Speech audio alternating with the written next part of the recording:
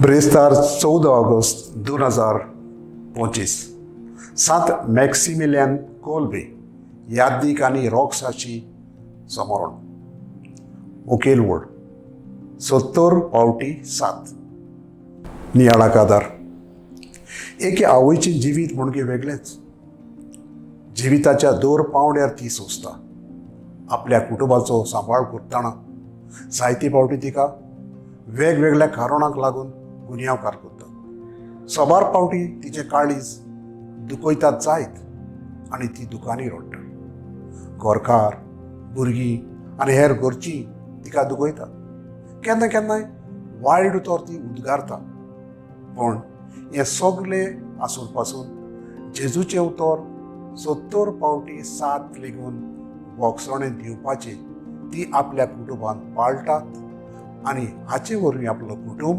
एकवटाचे बुनयादीचेर बांदून दवरता।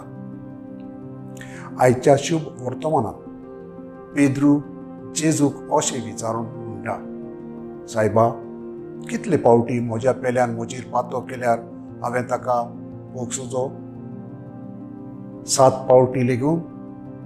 तेन्ना जेजू ताका जबाब दिता, 7 पावटी न्हय पण 70 पावटी 7।